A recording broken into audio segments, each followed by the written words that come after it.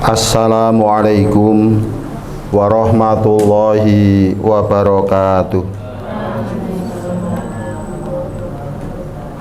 Innal hamdalillah nahmaduhu wa nasta'inuhu wa nastaghfiruh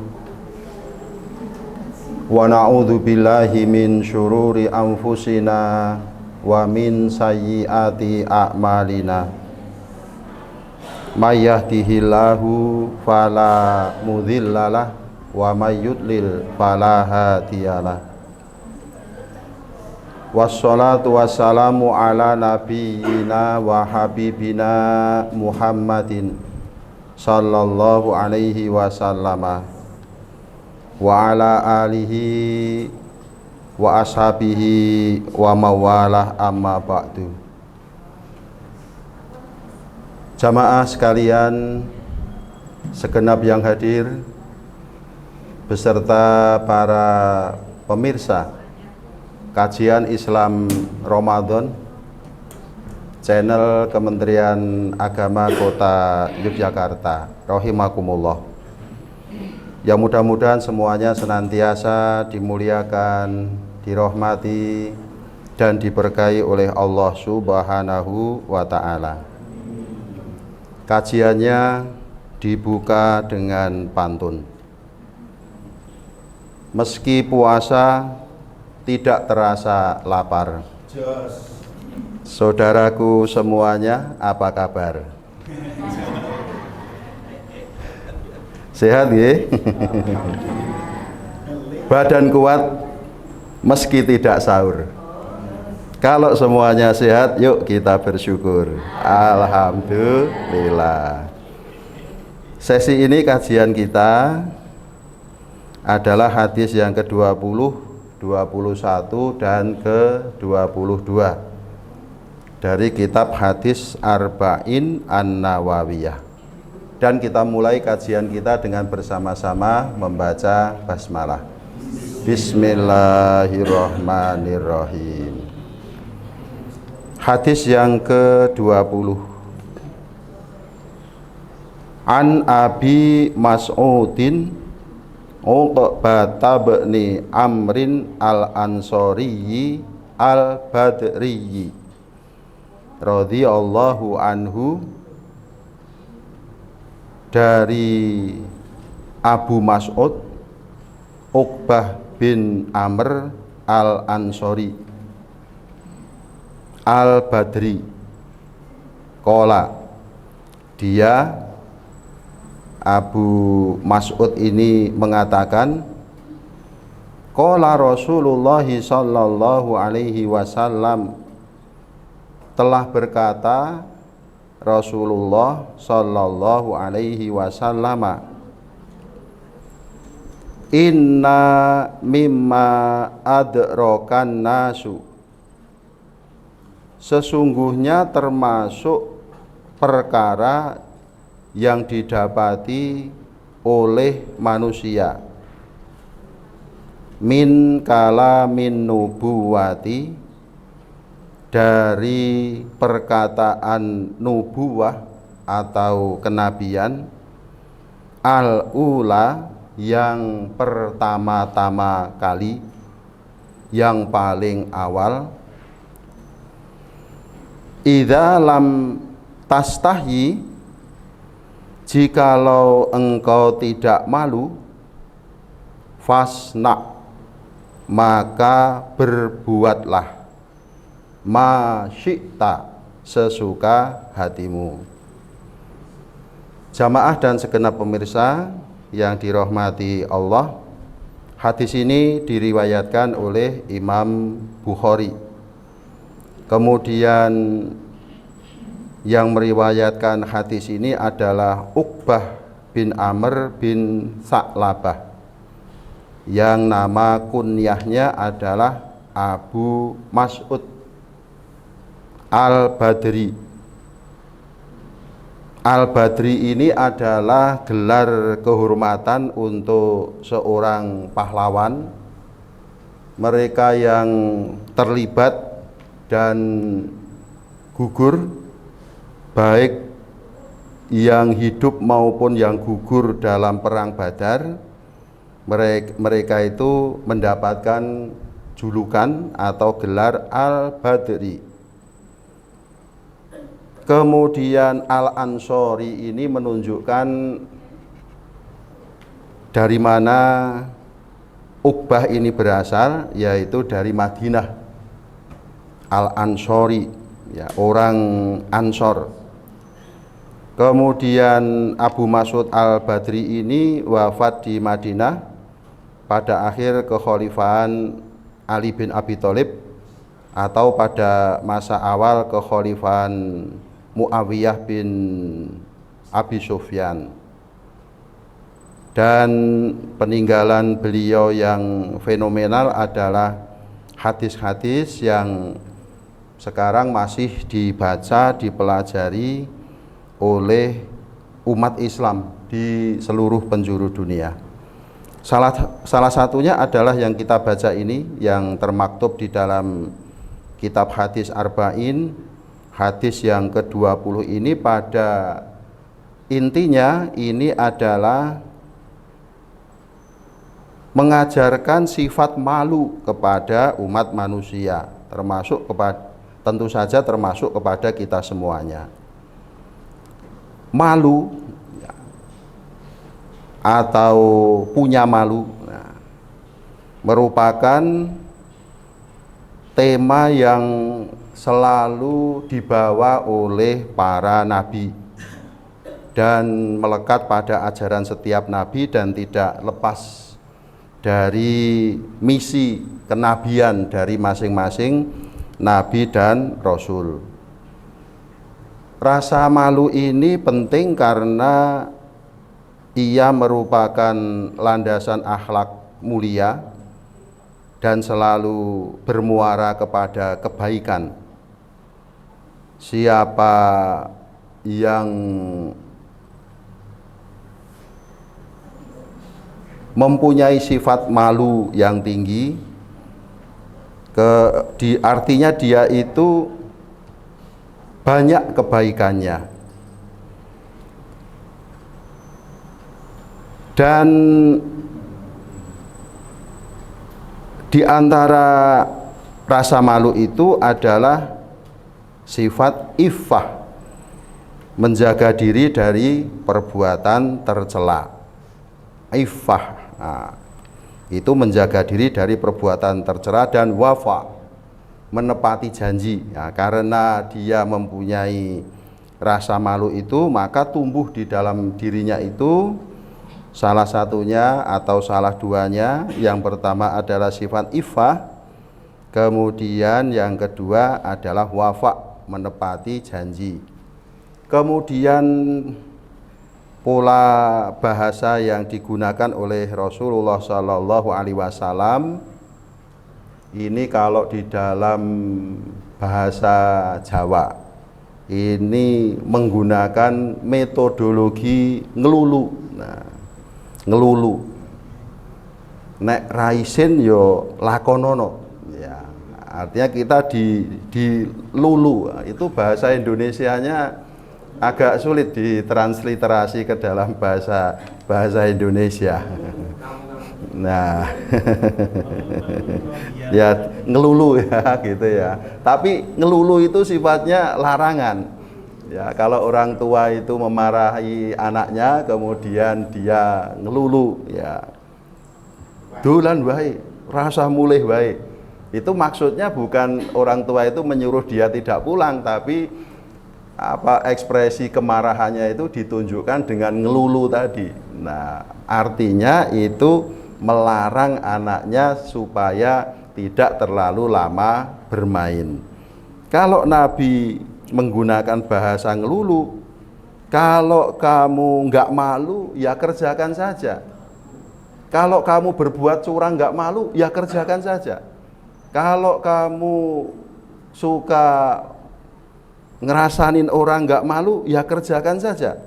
Kalau kamu mempermalukan orang nggak malu ya kerjakan saja. Nah begitu. Tapi ini tentu saja maksudnya adalah larangan. Hanya saja metode yang digunakan adalah metode ngelulu tadi. Nanti dicari transliterasinya dalam bahasa Indonesia. Nah, sifat malu itu adalah sifat yang harus ada di dalam diri kita, karena dengan malu itu dapat menumbuhkan kebaikan di dalam diri kita. Kemudian hadis yang ke-21, An Abi Amrin, dari Abu Amr, wakila Abi Amroh, dan kadang-kadang orang juga mengatakan Abu Amroh.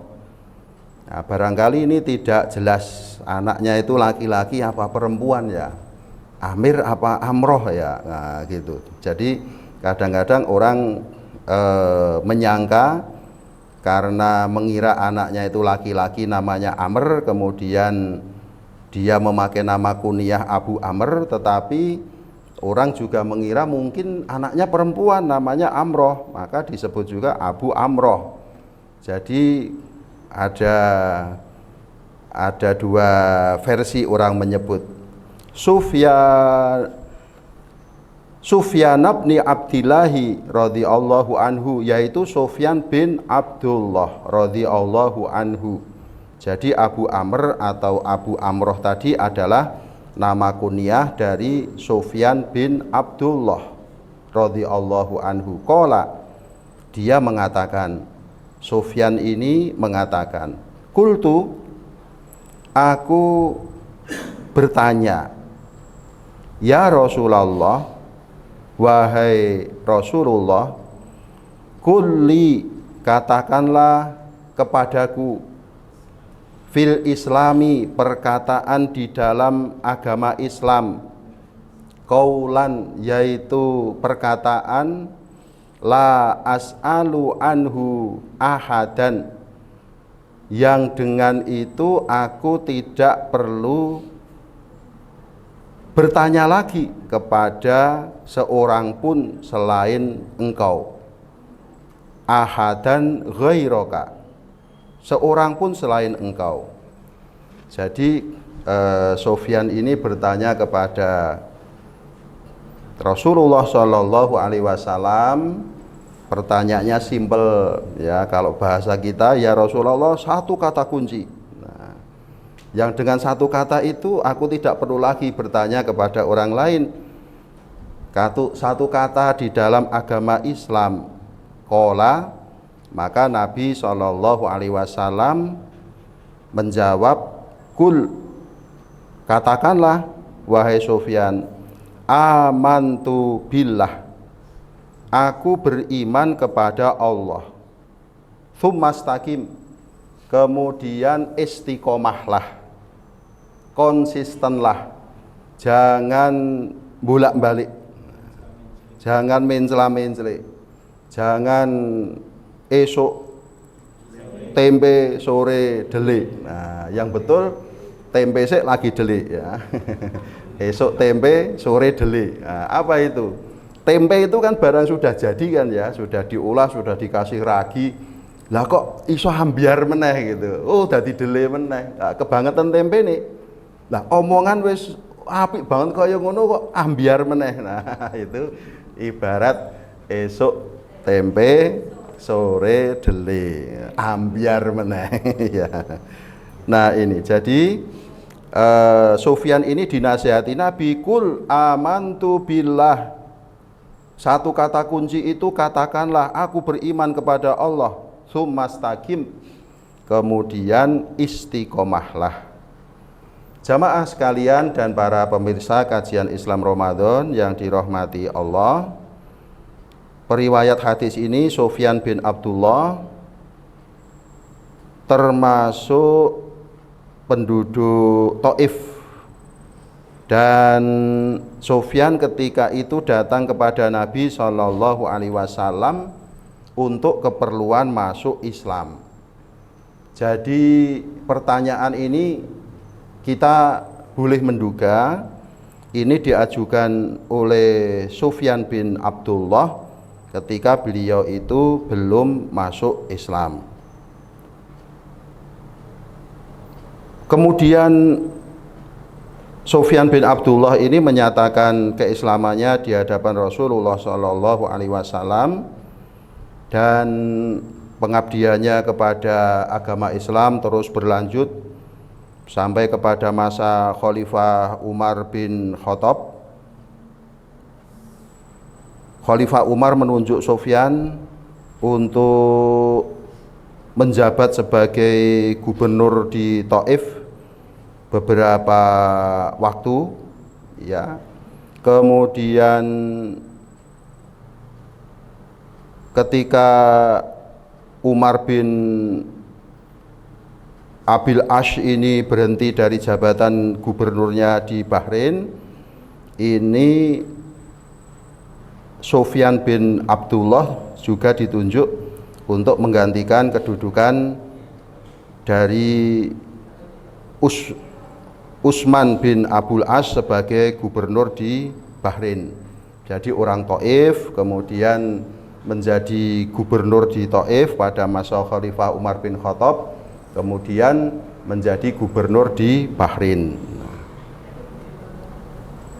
Hadis ini memberikan pelajaran kepada kita bahwa iman kepada Allah harus mendahului ketaatan. Jadi urutannya adalah iman dulu baru kemudian takwa. Seseorang beriman artinya dia yakin kepada Allah Subhanahu wa taala bahwa Allah itu ada. Nah, kalau sudah ada keyakinan seperti itu, yakin Allah itu ada, maka berikutnya takwa. Takwa itu taat.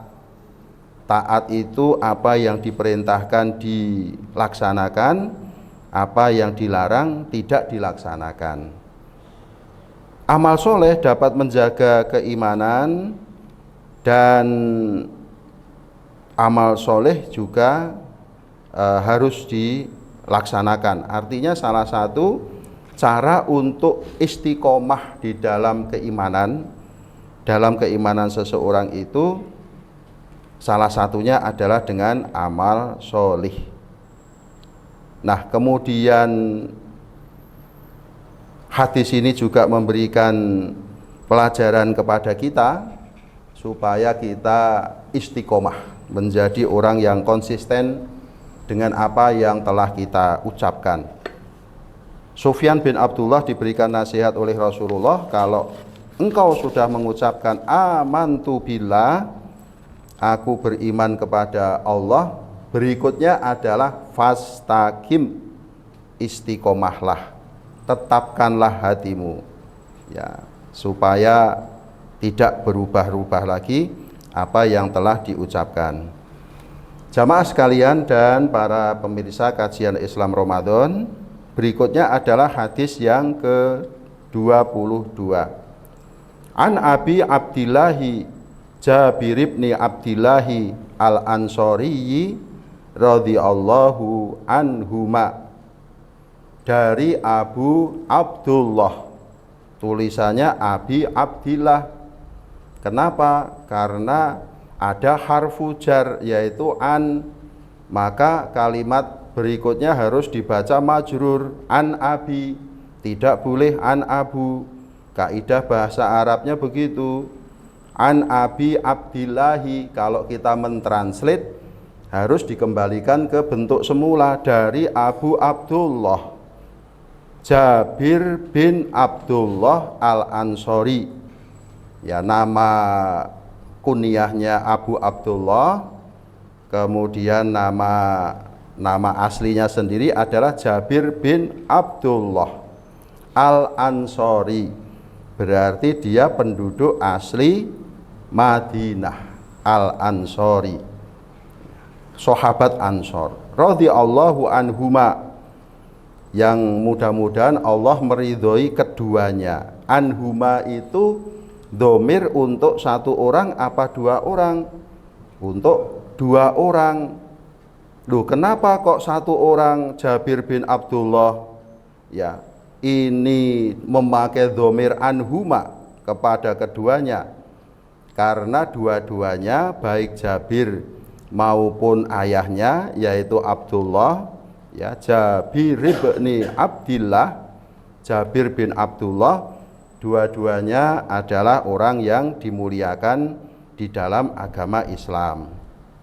Jabir bin Abdullah ini adalah sahabat Nabi asli Madinah dari Bani Ghom. Kemudian ayahnya Jabir yang namanya Abdullah itu juga termasuk sahabat Nabi yang dua-duanya, ayah dan bapak ini adalah orang militan, ya, membela agama Islam, sangat dekat dan melindungi Rasulullah. Dua-duanya mengikuti beberapa peperangan dan ayahnya Jabir ini gugur di dalam pertempuran Uhud. Hadis yang diriwayatkan oleh Jabir bin Abdullah ini cukup banyak, ada 1540 hadis, dan Jabir ini termasuk orang yang mengikuti Bai'ah Aqobah. Nah, jadi sebelum Rasulullah Shallallahu Alaihi Wasallam hijrah dari Mekah ke Madinah itu Nabi belum begitu mantap hati beliau. Maka kemudian orang-orang Madinah ini datang kepada beliau, meyakinkan beliau, kemudian membawa beberapa orang yang belum masuk Islam untuk bersyahadat di depan beliau, masuk Islam. Ada Bai'ah Aqobah 1. Orang-orang pulang. Orang-orang Madinah menunggu, mana ini Rasulullah kok belum juga datang ke sini. Maka datang lagi delegasi berikutnya. Ini namanya Bai'ah Aqobah 2. Orang-orang ini meyakinkan Nabi, mari ya Rasulullah datang ke Madinah, ya, kami menyambutmu dengan senang hati. Kemudian beberapa orang juga ikut serta dengan tujuan untuk menyatakan keislamannya di hadapan Nabi Shallallahu Alaihi Wasallam. Dan Jabir bin Abdullah ini salah satu pahlawan, ya, Bai'ah Aqobah yang meninggal terakhir di antara banyak orang itu. Yang meninggal terakhir adalah Jabir bin Abdullah, usianya 94 tahun, meninggal pada usia 78 pada tahun 78 Hijriah.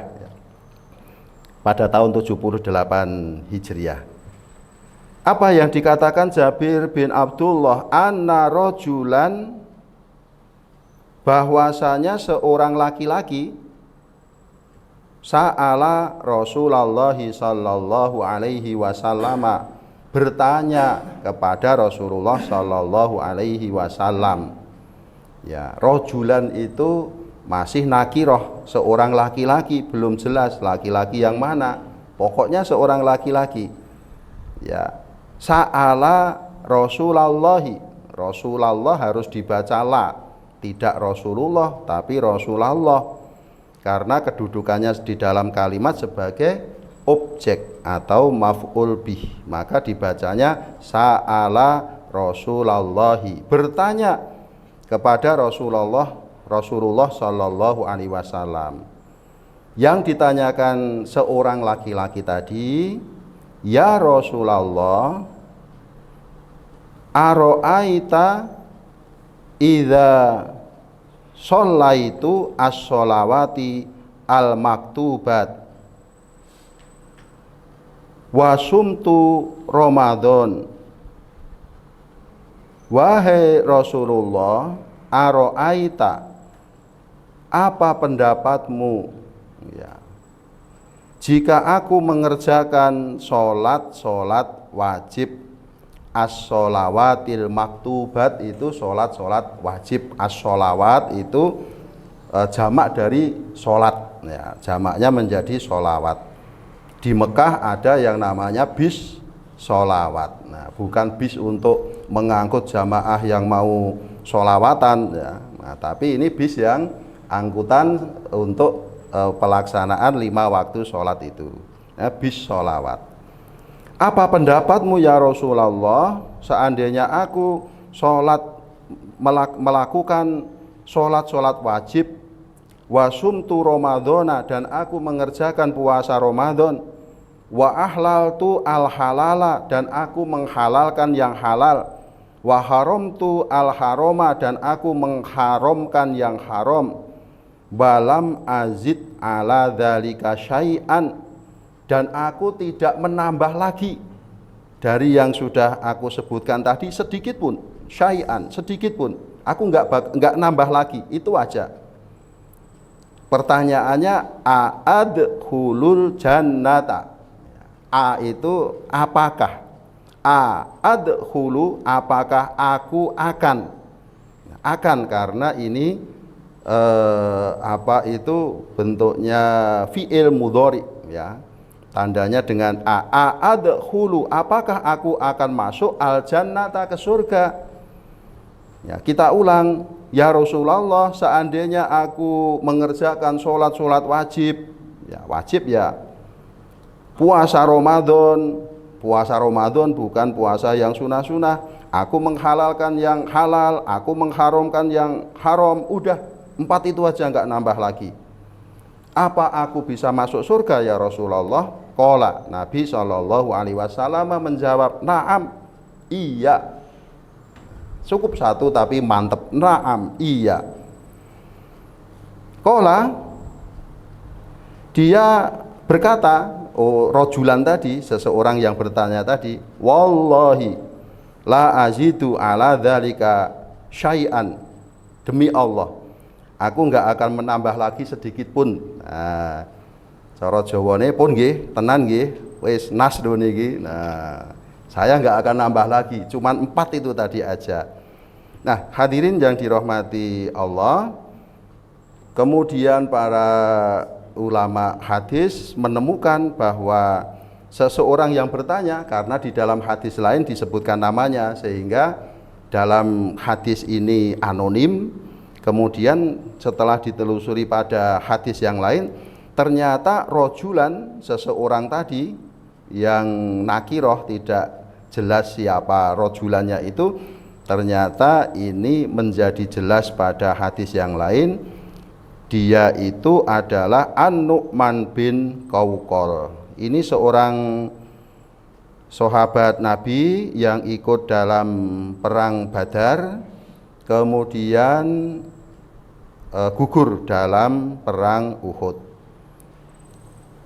Nasihat yang bisa kita ambil dari hadis ini, kita sangat baik seandainya suka atau sering bertanya kepada orang yang kita anggap lebih tahu ya perihal ilmu agama, ilmu kehidupan.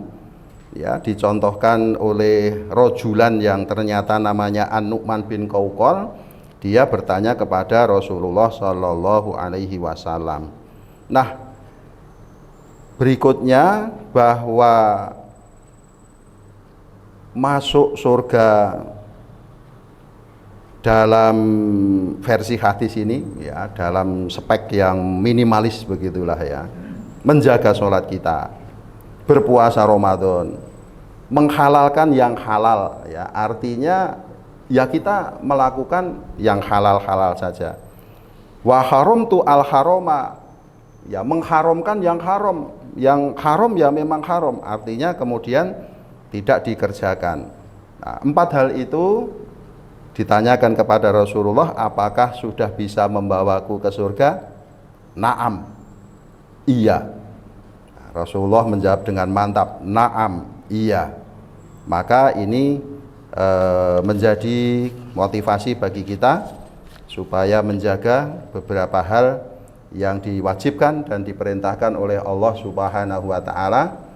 Tidak ada kesulitan di dalam agama, justru dengan melaksanakan ajaran agama itu kita akan menjadi lebih baik di dalam kehidupan kita di dunia ini sampai di akhirat nanti, insya Allah. Demikian, mohon maaf semua kekurangan. Selamat melanjutkan puasa kita. Mudah-mudahan puasa kita hari ini menjadi ibadah yang mendapatkan ridho dari Allah Subhanahu wa Ta'ala. Wassalamualaikum warahmatullahi wabarakatuh.